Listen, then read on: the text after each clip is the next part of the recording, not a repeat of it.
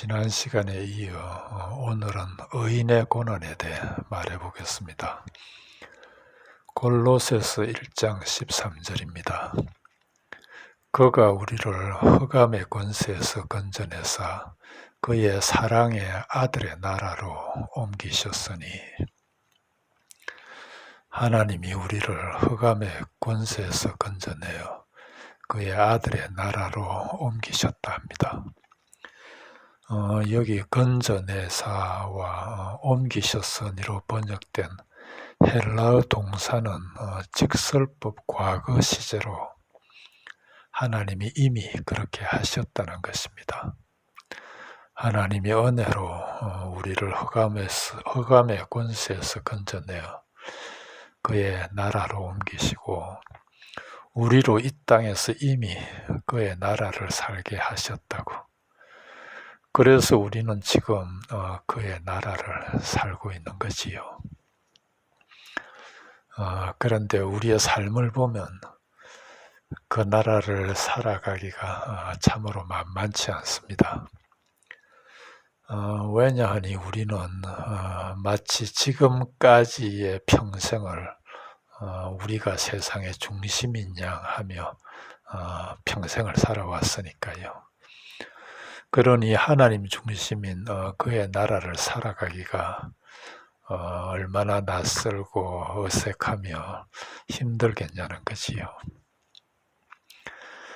그래서 하나님은 이런 우리를 위해 말씀과 믿음과 은혜를 주시는데, 그래도 잘 안 됩니다. 사탄이나 세상이나 그리고 특별히 자기 중심인 우리 자아가 우리를 가만히 두지 않으니까요. 말씀이 우리를 이끌려 해도 이 자기 중심의 자아가 말씀보다는 우리 육신의 안락함이나 우리 자신을 먼저 생각하라고, 우리 육신이 원하는 걸 먼저 하라 하고요. 믿음도 마찬가지로 하나님이 주신 믿음이 우리를 이끌려 해도 이 자기중심의 자아가 믿음보다는, 믿음이라는 건 바라는 것들의 실상이고 보이지 않는 것들의 증거인데, 이 믿음보다는 보이는 우리의 감각이나 이성이나 경험 등 이런 보이는 것들을 먼저 따르게 하니 이거 이겨내기 쉽지 않거든요. 그리고 은혜도 마찬가지입니다.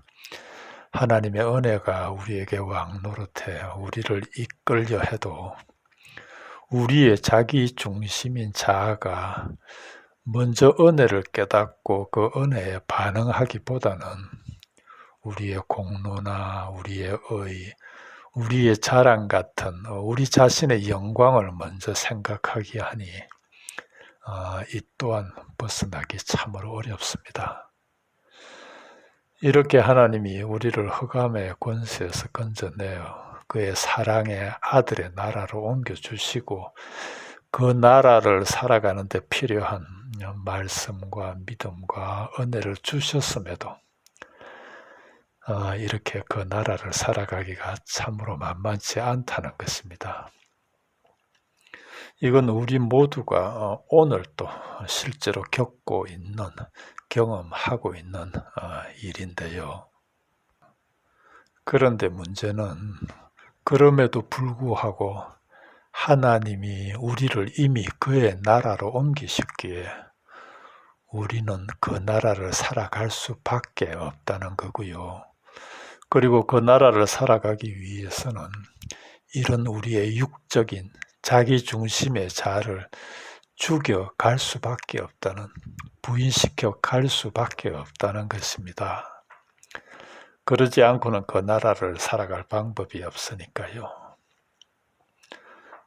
그래서 하나님은 우리의 자기 중심의 자아를 우리 삶 속에서 하나하나 부인시켜 가시는데요. 특별히 고난을 통해 그 일을 행하십니다. 훌륭한 의사이신 하나님은 우리가 부인하기 꺼려하는 것들을 정확히 보고 계시고,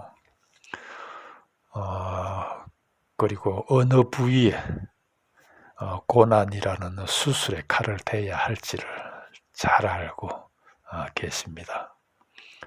그래서 그분은 가난이나 질병이나 실패 등 어떤 때는 공허함이나 열등감이나 비난 같은 심지어는 주위의 사람들까지 고난의 도구로 사용하시어 그것들을 통해 우리가 부인하기 꺼려하는 부위를 잘라내시고 또 부족한 부위는 덧붙여 꿰매십니다. 물론 어떤 종류의 고난이든 당하는 우리야 고통스러울 수밖에 없지만 그럼에도 고통을 느낀다면 그것은 아직도 우리가 그 부위에 집착하고 있다는 증거이기 때문에 그러기에 그곳은 수술이 행해져야 할 부위인 거지요. 우리가 아무리 저항한다 해도 하나님은 한 번 시작하시면 끝을 보십니다.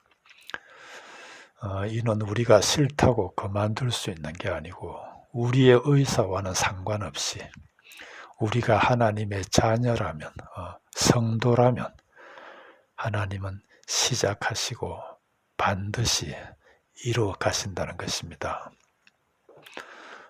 이걸 신약 용어로 성도의 견인이라 하는데요. 빌립보서 1장 6절입니다. 너희 안에서 착한 일을 시작하신 이가 그리스도 예수의 날까지 이루실 줄을 우리가 확신하노라. 이렇게 하나님은 지금까지 우리가 평생을 붙들고 살던 우리의 육적 자아를, 이 자기 중심의 자아를 고난을 통해 하나하나 부인시켜 갔습니다. 이는 성경이 말씀하고 있고요. 우리 믿음의 선진들도 그들의 삶으로 증거하고 있을 뿐 아니라 우리 중에도 적지 않은 이들이 경험으로 알고 있는데 이게 시편 34편 19절에 의인에게 고난이 많다 하는 의인의 고난, 즉 우리 믿는 이들의 고난입니다. 우리가 흑암의 권세에서 건져내어 그의 나라로 옮겨진, 그래서 말씀을, 믿음을 그리고 은혜를 받은 하나님의 아들이라면 누구도 예외 없이 이 의인의 고난을 통과하게 되어 있습니다. 히브리서 12장 6절입니다. 주께서 그 사랑하시는 자를 징계하시고 그가 받아들이시는 아들마다 채찍질하심이라. 그가 받아들이시는 아들마다 채찍질하신다니 우리가 하나님의 아들이라면 고난은 당연하다는 말씀이지요. 사도행전 14장 22절입니다. 우리가 하나님의 나라에 들어가려면 많은 환난을 겪어야 할 것이라. 고난 없이는 하나님 나라도 없다는 말씀입니다. 고난이 하나님 나라로 가는 지름길인 것이요. 탕자가 아버지 집으로 돌아온 것도 굶주림이라는 고난 때문이었으니까요. 하나님께 중요한 것은 우리 모두를 당신의 나라에 들이시는 것이기에 그를 위해 어떤 고난이라도 다 사용하신다는 것입니다. 그러니 어떤 고난이든 그것을 통해 그의 나라에 들어간다면, 그의 나라를 살아간다면 그 고난은 의미가 있지만 들어가지 못한다면 우리 의인의 고난은 설명할 길이 없는 것이요. 그러니 앞에서 언급한 가난이나 질병이나 실패 또는 공허함이나 열등감이나 비난 같은 이런 고난이 우리의 육적 자아를 부인시켜 하나님 나라를 살아가는 데 사용되지 않는다면 그것들은 그저 믿지 않는 사람들도 다 겪는 그런 세상적인 고난에 불과한 그런 말씀입니다. 감히 말하기는 여러 편의 설교보다 한 번의 고난이 우리를 더 진리에 눈뜨게 하며 자기 부인에 이르게 합니다. 고난이 우리의 자기 부인을 위한, 다시 말해 우리를 하나님께로 인도하는 당신의 세심한 배려라는 말씀입니다. 아직도 믿는다면서 자기 중심의 사고를 벗어나지 못하고 있는 그런 이들에게, 아직도 우리 기독교를 이 세상에서 잘 먹고 잘 살다가 죽어서도 천국 가는 그런 생각으로 하나님을 믿는다 하는 이들에게 고난이라는 이 말이 참으로 어떻게 들릴지 모르지만 로마서 8장 18절입니다. 현재의 고난은 장차 우리에게 나타날 영광과 좋게 비교할 수 없도다. 오늘은 여기까지 하겠습니다.